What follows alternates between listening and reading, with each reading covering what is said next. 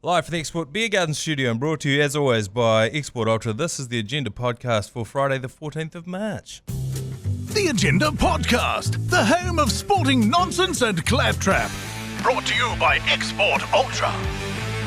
G-Lane pinned down by, I think, both illness and child issues, child admin. I heard that he took too many Viagra and he's got a rager and it just won't go down.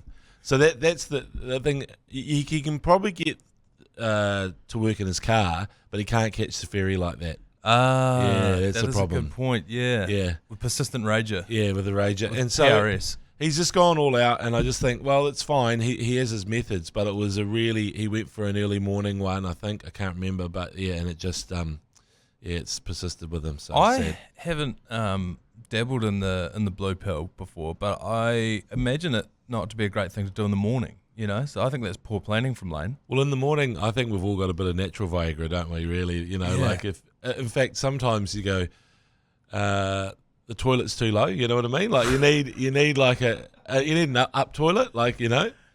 Like you need there needs to be like a spout that goes down like a Dr. Seuss style sort of toilet so you can go up and then down into the bowl. Is that not what the cistern's for? Don't you just whip the top off the cistern there? I thought that's what that was for. Wait, you talk about an upper decker like MacGruber? Yeah, I've been MacGrubering my my toilet every morning.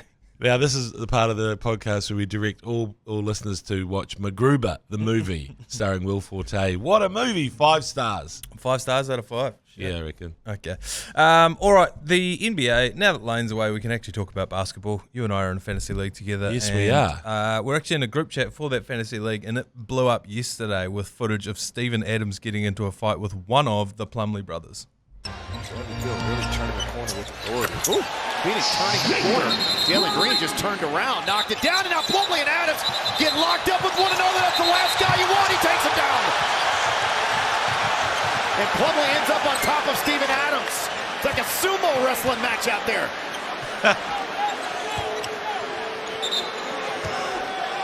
Shaking up, those two going at it. And so I would like to describe what happened as a shot went up. Yeah. Steven Adams was on offense, so he was going for a rebound. Mason Plumlee, I think it was, turned around and to box him out, he put his forearm up, almost basically elbowed him in the throat. And Steven Adams didn't react to that, just kept walking forward. Then Plumlee turned around, basically lost his mind and tried, I don't know, it was weird. It was like wrestling him. This happens to Steven Adams all the time, where I think Americans have a different idea of what tough is. They think tough is threatening to fight someone very loudly in front of everyone else, whereas Kiwis think tough is just shaking it off and carrying on.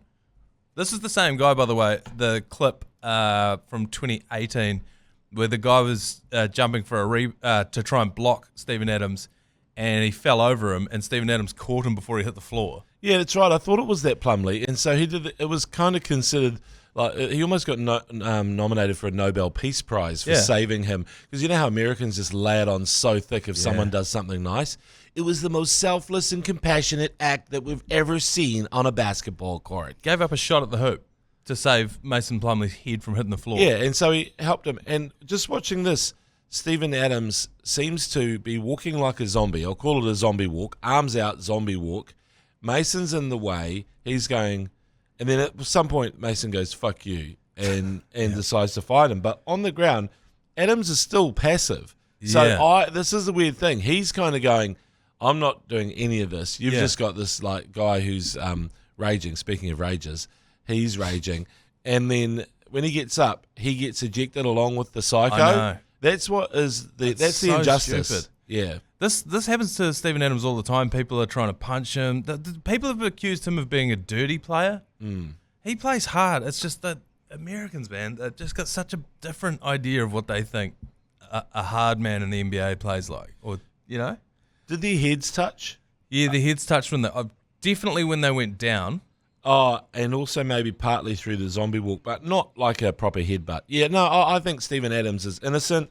I think they should fight for real. Yeah. I hate people getting excited about John Cena. Well, I mean, each to their own. But I'd much rather see a proper fight between Plumlee and Adams than anything staged and scripted. He's the strongest man in the NBA for sure, Steven Adams. Adams v. Cena. Oh, well, Cena's You gone can't see heel, hasn't he? I saw that the other day. Yeah, he's gone heel, so that means he's gone bad guy, right? Yeah, it means he's turned into a bad guy now. So Right, back to basketball. How are you doing in the fantasy league, Manaia? Because you've got a pretty sneaky good team. Yes, I do have a sneaky good team. The problem with it is, the problem I have is injuries, but I feel like that's the problem everyone has. Yeah. So I don't think that's too big an issue. One of the best things that I did was someone dropped Zion Williamson at the start of the season. Yes. And I picked him up immediately. I was like, that is such an oversight, dropping Zion Williamson. I know it's frustrating, and I know you spend a high draft pick on him, but you don't drop a player like that. And it immediately bolstered your team to superpower levels. Yes, it did. And let's be clear here, you inherited this team and immediately went and got Zubats from the LA Clippers, who's been going gangbusters as well. So there's only 10 teams in our league, so there are good pickings on the waiver wire. This is Westbrook as well. Deep fantasy chat, but you've got Shai Gilgeous-Alexander. I think you've got Barrett. No, not Barrett. Bowden Barrett. Yeah. Yeah, you got Bowden. And who's the guy? Have you got Scotty Barnes? I've got Scotty Barnes. Yeah, I've got Scotty Barnes. Shea, Zion. I picked up Russell Westbrook. I got Trae Young. I got some stat sheet stuffers. They're not players that you'd like to watch. If I look at our league, where are you? You are number one. That's why you've brought this up. Your record Thank you very much. I'll take over from here. Your record is 14-5. Ben Boyce just below you, and then I'm fifth, middle of the pack. So Ben Boyce of Jono and Ben fame, Yep. he is known for getting up and doing his breakfast radio show and getting immediately on the waiver wire and trying to pick up all these strays and in the end he's kind of doing that at the moment because he's got a lot of injured players. My team relies heavily on LeBron James, who's out right now. So and you've got Steph. I've got Steph and LeBron and James Harden. Harden. Yeah. And Naz Reid, whose nickname is Naz Reid. Your team name, tremendous. Any winners, Sabonis. Yeah, that's good. It's been around for a while. I need to freshen it up because I like. You don't have him. I don't have him, and to be honest, when I did have him, he was useless, and then now he's amazing. I inherited my team, as you mentioned. I had Shai Gilgeous-Alexander. I've named my team Shai Fu. Mm-hmm. I've even gone so far as to Photoshop. I don't know if you've seen this in the wee thumbnail there. I've actually Photoshopped Shai Gilgeous-Alexander's face onto Shai Fu's High Score album cover. Oh, that's actually excellent. And that's the logo for my Not enough fantasy attention team. has been paid to that logo. Yeah, but anyway. I've noticed in fantasy leagues, and I'm in a lot of them, that the teams often that win, it's not often that a team without a custom logo wins. Oh, right. Teams that win, you've got a custom one. Yours is Bob's Burgers. Yeah, I've got the kids from Bob's Burgers. Kids from Bob's Burgers. If you look at, I think our NRL Supercoach one last year. Supercoach? One of them. It was the top four all had custom photos. Bottom four had the default photos. And I was like, that just shows, it's about care, it's about attention, it's about give a fuck. Yeah. And do you give a fuck or do you not? So anyway, there'll be some people will be slipping away with this fantasy chat, but I tell you what, now that there's fantasy Super Rugby, people have been doing fantasy NRL.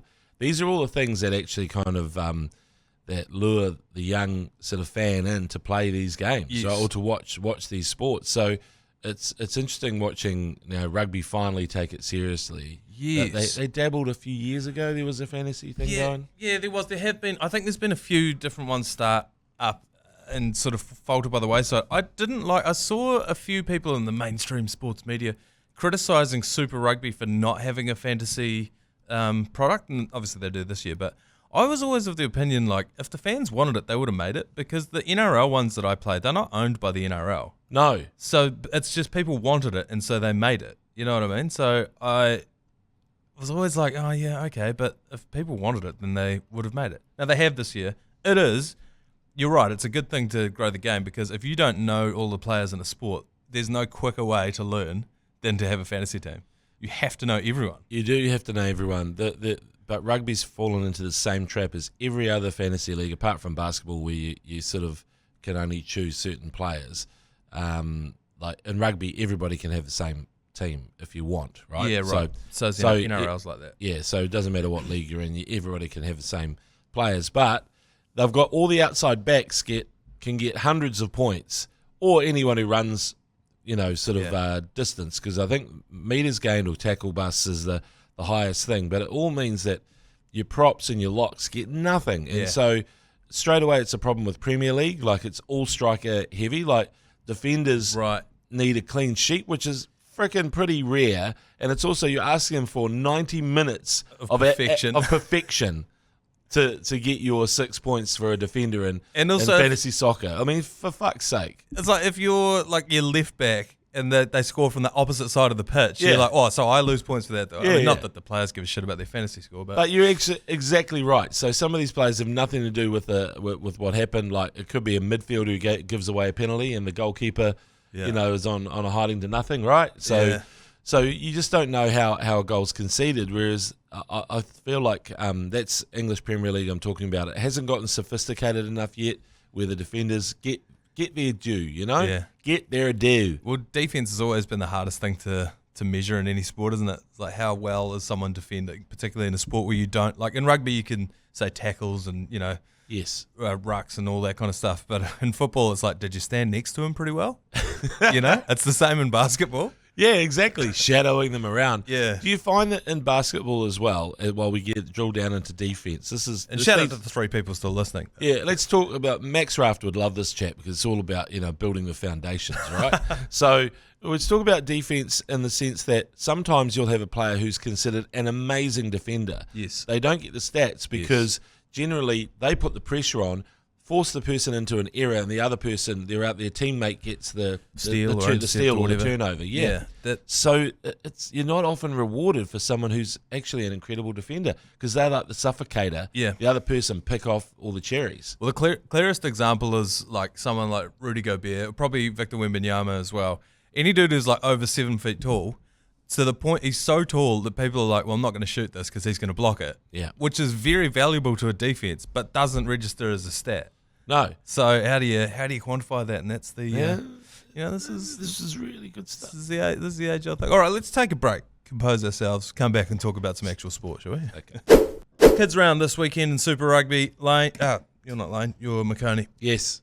That means that the Marvel jerseys that no one asked for are going to be trotted out this week. Where do you stand on the Marvel jerseys? How do you feel about them? They made a huge mistake not making the Hurricanes Wolverine. Wolverine, right, come on. It's right there in your face. It's yellow, it's black, it's got a W in it. Wellington, hello, blah, blah, blah. Anyway, Wolverine, why not?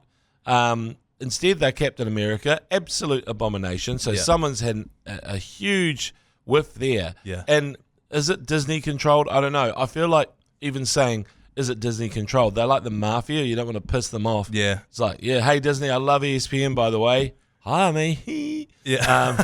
We'll find out that we're owned by Disney at the end of this. Exactly. Canadian Disney. So the thing is, like, if you do something like this, you do want it to actually resonate. And I just think it could have been done a lot better. I do love the Black Panther Chiefs jerseys, though. They're cool. That does look cool. I don't love that the Blues jersey is red. Yeah, that's Spider-Man, isn't it? Again, like, maybe Captain America seems more blue. Maybe that's... Should have been the Blues. It seems to fit a bit better, doesn't it? Although I will say, in the promotional photos, Brad Shields was wearing the Captain America shirt, and he looked glorious in it because he looks like Captain America. He does, actually. That's the thing. So is it Chris Evans, isn't it, Captain America? Yeah. He looks more like Captain America than Chris Evans does, I reckon. Yeah. But also the Hulk thing down in the Highlanders.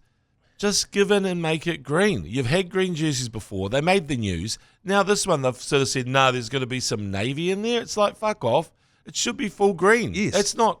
So they've gone half-assed with that one, whereas they've gone full noise with every other jersey except for the Landers. Full ass on the on the Hurricanes one. That's blue. It's blue. It's stupid. It's like, And I mean, the Wolverine thing just seems so obvious that whoever's in that meeting, shame on you, because and I'm not saying shame on Disney, just the people in that meeting. Yeah, someone needed to put their foot down and go, come on, guys. This is stupid.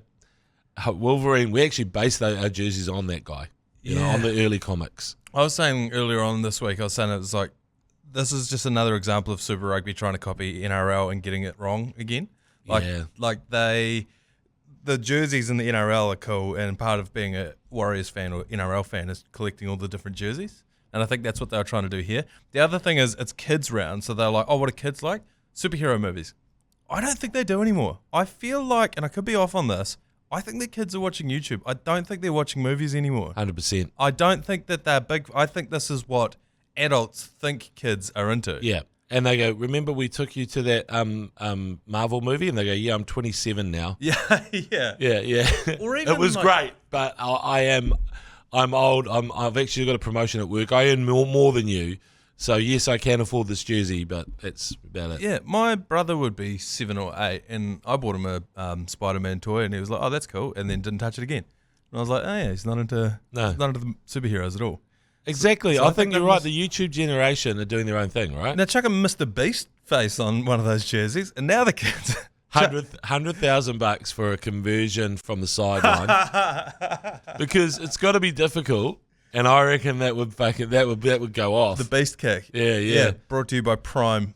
Even 40 metres from out in front, just something slightly challenging. Halfway is kind of impossible, but 40 metres, you've got to be pretty good. The halfway drop goal was always the first thing that you did when you got to rugby training.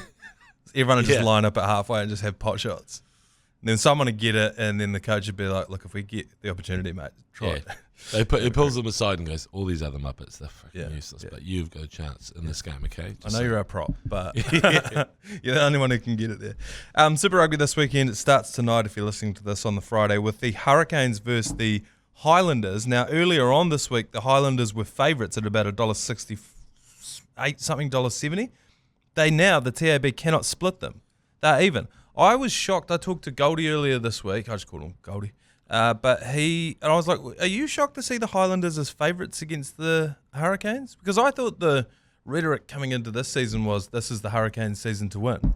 And now the Highlanders are all of a sudden on equal footing with them.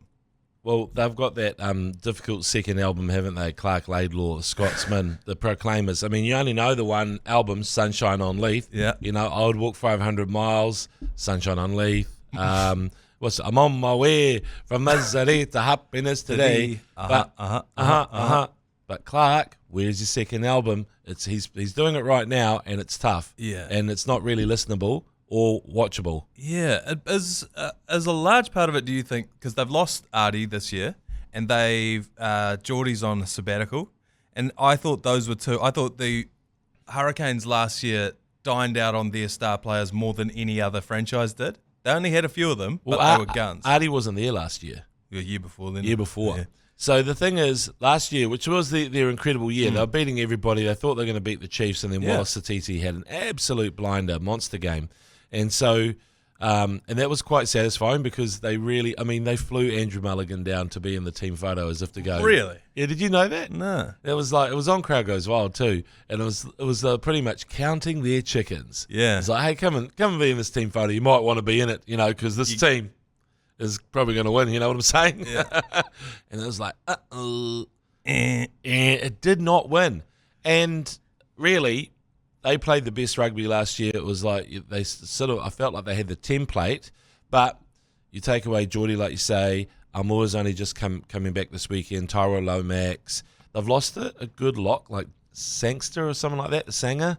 But anyway, all these guys sort of go, even old stupid sexy Flanders hasn't really turned up, right? Yeah, and Ruben Love was out for a few weeks too. Correct. So you lose Ruben Love, Brett Cameron, all these kind of things, and you realise, I haven't seen the proctologist, Dr. Proctor hasn't been around. So once you do that, you just go, right, okay, so you're talking 8 or 9 players, and then you go, I get it. It's tough. So then can you split these two teams, the Highlanders or the Hurricanes, if the TAB's got them even odds? Well, I think I can, Manaia, because last week I had a little bit of success, and Izzy Dag turned up all jacked up on Mountain Dew, and he was like going, I've got a deal for you guys. Like, it's 5 minutes before kickoff, and I'm not that great with technology sometimes. He's going, Will Jordan or Sevu Reece to score 2 tries between the two of them, plus the Crusaders win. And it's like a beautiful afternoon in Christchurch. I'm like, fuck yeah.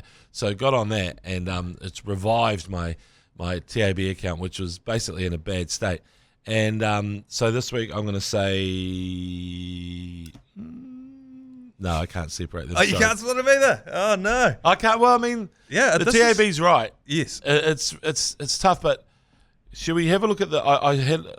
I sort of was looking at only the Chiefs and the Blues teams yesterday, and the Blues have got injury problems as well. So I noticed that they're sort of relying on a bit of a stacked bench to try and get them home. On the kindness of strangers. Yeah, I can't pick that game either. I know this is a bit boring to listen to on a podcast. Two dudes can't get off the fence.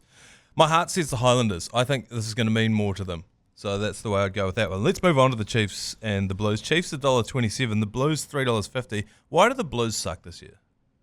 The game's faster, and so all the stoppages and stuff like that. So if you're a team that's got big behemoths, you got a big Jurassic Park team of dinosaurs, and you're just going, okay, everything's a bit quicker now.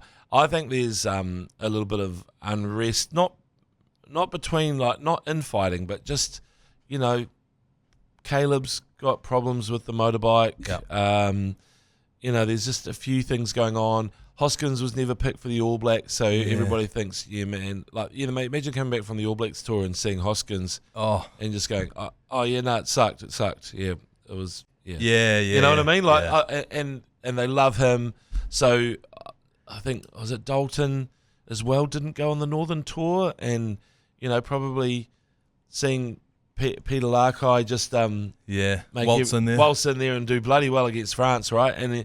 And so I think those sorts of things not necessarily unsettle a team, but I think individuals sometimes it sort of makes them feel a little bit like just makes the vibe off a little bit. Yeah, the vibe's off. Yeah, I think often we forget that this is their jobs and this is a work environment, and when someone in the office, you can tell they're in a huff about something, and there's 2 or 3 of them around the office. It just you can really feel it. When Lane comes in and he's in a mood, it really throws the whole ACC team off. Totally, yeah. I know. He's always in moods, isn't he, G-Lane? But the thing is, what about great moods? Caleb will be checking his phone, his emails and stuff. You know what I mean? It's not quite the same of this is everything, love the boys, I'm here to just play. I'm sure they do. Even, I think, Akira, even though he seems like the guy on the field who's the most grumpy, he's kind of a glue guy. He's like Akira Ioane. Yeah. He's gone. He's gone. So because he's gone as well, you miss a bit of that. You miss a bit of glue. I'm with you. You miss a bit of glue. He's the glue guy, but he's also made of flubber.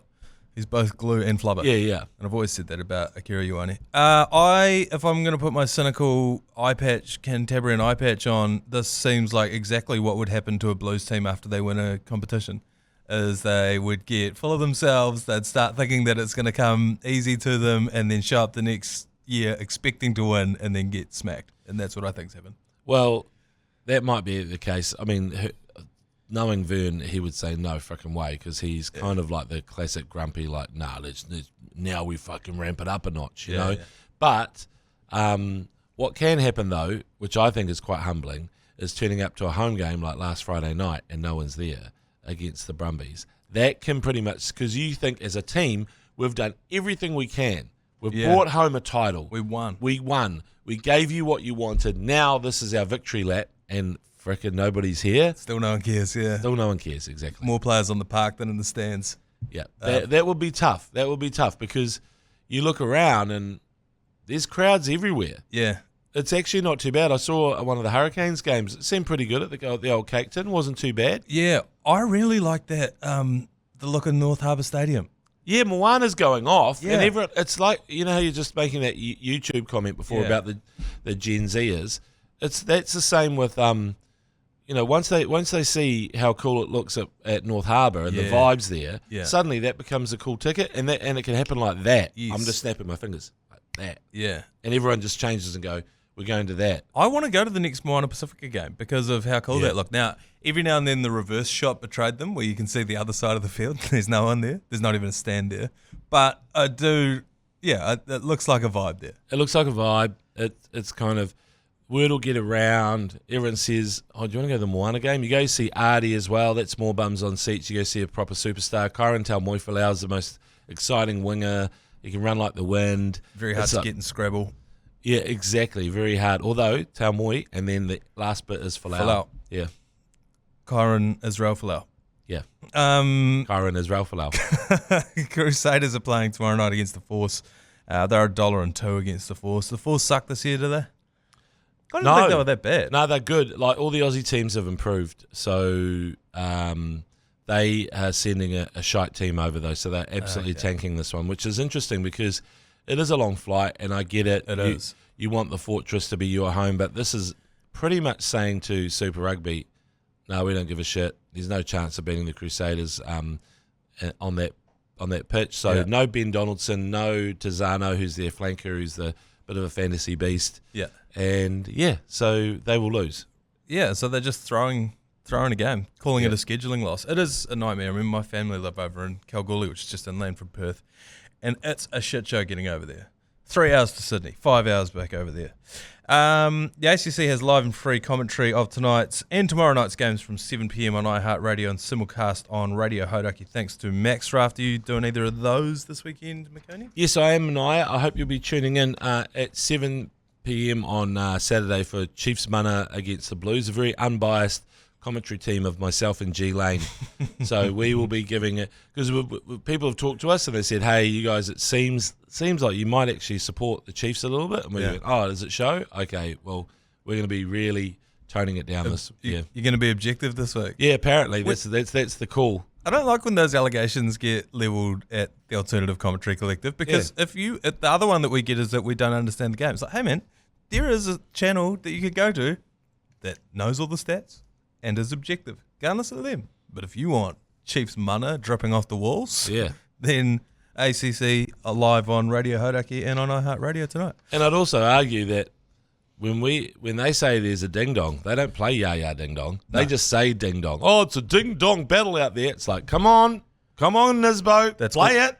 Play the song, play ya ding dong. It's always been the knock on Nisbo. He's never playing ya ding dong. That's how I feel about it, and he needs to sort his shit out. Yeah, that's right. I think his days are numbered. The Warriors are home. Do they have a chance against the Manly Sea Eagles, James McOnie? No. So it's actually really sad.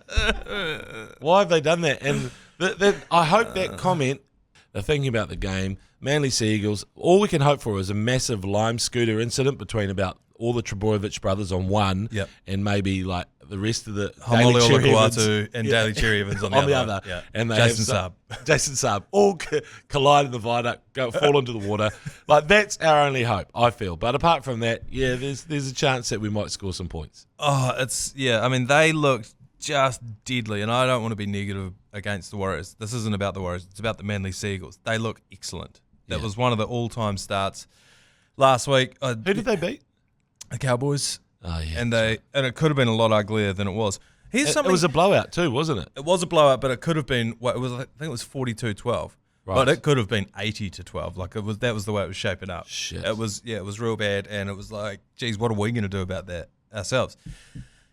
Here's something that I've been struggling with these last couple of weeks since that Warriors game, and it's something that happens at the start of every Warriors season. Is the Warriors, if they drop a game early, the rhetoric in the mainstream media is, should the Warriors be worried? Should we be worried about how the Warriors are going to go this year? And it's like, I say this every year, only one team's going to win the NRL this year. So if your metric is, did they win the whole comp out of 17 teams? And if not, then it's a failure. I don't understand why that's how we talk about the Warriors. We don't talk about, say, the Crusaders last year like that. To be fair, last year we probably did. But you know what I mean? They don't write the same articles about the Highlanders coming into this season in Super Rugby. Why do people look at the Warriors and go, geez, I don't think they're going to win it this year? It's like, no, I think most of the fan base don't think that. That's not what it's about. It's about being a fan. It's about watching them week in, week out, you know? So you are literally saying it isn't our year.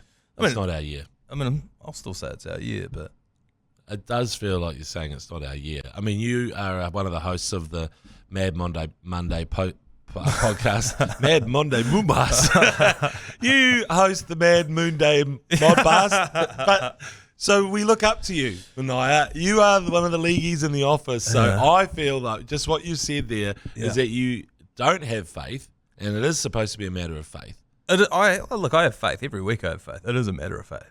I just don't think that if your yardstick is, are the Warriors favourites to win the comp this year, and if they're not, then it's a failure.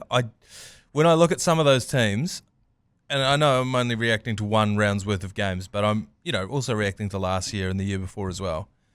Are we as good as the Melbourne Storm? Probably not. Are we as good as Manly Seagulls? I guess we'll find out tonight at 8 p.m. But that's not what it's about being a Warriors fan. I don't think last year, at the start of last year, we did all think we were going to win the Cup. I thought we were too. Yeah. This year I don't have that feeling. But I don't think that means you need to shit on the Warriors. But it's tricky, isn't it? Because you lose a superstar like Sean Johnson, and then he's not replaced by a superstar. That's where I get major alarm bells, because that's always been the problem with the Warriors. Even when I was covering the Warriors for Sunday News back in the day, was you just do a superstar count, right? You do or just let's say a star count, and then you go, right, there's a few there. Like our biggest star is playing on the wing and doesn't look like it's the perfect spot for him. Roger Tuivasa-Sheck. And also for guys like that who've got multiple skills, I thought by now in his career he might have maybe moved into standoff or somewhere like that, where he can kind of use a bit of the running but also a bit of the passing, and he's obviously a pretty decent defender. But he's a hot stepper, and it gives him a chance to touch the ball more. Whereas moving, like veterans moving out, you just don't see it. Like, I mean, I don't know. I guess I grew up with everybody moving inwards. It's aging in. Asian cigarettes. Asian cigarettes. But, Laurie Daly, I remember him weighing centre standoff. You know what I mean? Like, they just go in. And so what the fuck are we doing with Rogers? Sending him out further? But putting him out to pasture. So that doesn't sit well. And the fact we haven't replaced Shawnee J properly is a real worry. And looking at the money that they're spending, like I saw Dylan Brown, who the Warriors wanted a few years ago. Yeah. This is a guy who's played for the Kiwis, he's played for the Eels, and he's gone to Newcastle. You'll know the amount, but it's crazy. $14 million over 10 years. Yeah. It's ungodly amounts of money. God bless him for coming out in the media this week and saying it wasn't about the money. Okay, all right. Okay, mate. Okay. See in the Kiwis jersey, if you can feel, if it's worth your while, Dylan. Yeah. But, I mean, I'm sure it will be. If it's not about the money, flick us a mil. Yeah. If you don't care, you got 14 of them, why don't you flick us on? And then we can put it towards the halfback, because you rejected us. I know. I wish Dylan all the best. I always want our players when. So do I. When Benji Get was that bread. Exactly. When Benji was on fire around circa 2005 for the West Tigers, that was my favourite viewing of the NRL. Yeah. I just wanted to see Benji play. Wanted to see him hot step and round the back passes and all that shit. I didn't care where he was, but it happened to be with the Tigers. Cool. But the fact is, you still want someone to turn up at the WARs and go, I am that guy, and I'll run this team, and everything's going to be all right. I still think by the end of the season it'll be Metcalf. He didn't have a amazing game a couple of weeks ago, but no one did, and he's still figuring it out. He's the first option now in our team, and I think it's going to take a minute for him to adjust, but I do think he'll get there by the end of the year. And all that stuff I said about the Warriors and Manly Seagulls tonight, like you said before, I hope I'm wrong. Yeah. I hope I'm wrong. Okay. I won't be gambling on it. What we are gambling on is the agenda hunch, and Liam Lawson gets his first start in the Red Bull seat. It's officially his at the GP Australia. It is in Melbourne, and we're going for Liam Lawson to beat Max Verstappen for fuck's sake. At $8. Yes, G-Lane put this on. Yes. G-Lane. Well, G-Lane's been our most successful, but the only thing he likes is the fact it's $8. So the other day he bet on a red card, and then old Mike Hoskins-Tutu against the he got upgraded to red, and I was like, I just looked at him, he's like, I told you, and I thought, okay, you are the guru when it comes to these, but I'd want more than $8 for him to beat, because they're in the same team, right? Yeah, they're 1-2.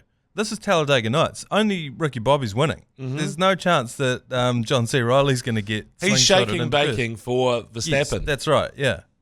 Or does he go rogue? You shake it, I'll bake it. I was thinking maybe one time, maybe I could win. Yeah. Is that what he's saying to him in pit lane? So yeah. Anyway, also the Black Caps are playing this weekend on Sunday against Pakistan. I feel like the cricket has both simultaneously been stop-starty, but also relentless in that there's been cricket for ages, then we buggered off overseas, but even then we played about 100 games, and now we're coming back, we're going to play another 100. I'm kind of cricketed out, but then also excited to see a bit more cricket here in New Zealand. It's weird. Yeah. Now, the one thing I'll say about cricket is I just don't want to talk. I don't want to rake over the coals of that that loss. No, but I will say that if you've got a kid who is kind of small, doesn't really engage in sport, think about spin bowling. Okay, like you can be a spinner and you can find a place in this sport. Cricket has made it. I mean, even Warnie gave us hope. Remember when Warnie and John Daly were the best at their both sports, and all those fat guys were going, hell yeah, that's good. But now it's time for skinny people who may not excel at PE to rise up, because you've got 4 spin bowlers in that Indian team, and none of them would trouble the scorers in any PE pursuit. Well, not at my school anyway. Yeah. Like, I mean, I don't know. I just can imagine. Or not at Bull Rush. No. Not at Bull Rush. And so there's 4 of them in this championship Indian team. There's spinners all through the IPL. It's a great thing to be able to do. It's our time. Think about it. Yeah. 100%. And speaking of cricket, the Last Man Stands cricket season is wrapping up, and as proud partners, we're giving your team one last chance to win the ultimate pre-game prize pack. If you're wanting some refreshing beverages, tasty Snackachangi chips, and ACC merch dropped off to your Last Man Stands final match, then text LMS to 3236, register your Last Man Stands team. All thanks to Export Ultra and Snackachangi. We'll take one last break and come back with yours, please. Yours, please. Brought to you by Leader, home of the lasagna topper. Straight into it today. First caller, yours, please. Yeah, go gents. Hey, just want to know what stage of the breakup we're in with Manaia. Are we in the phase that we're not together but we still root, or we are together but we're in an open relationship? I mean, I love the bloke, but he's just not around anymore. Do we move on? I'm not sure. Love you. Fuck you. Shit, that's a good question. That's a great question.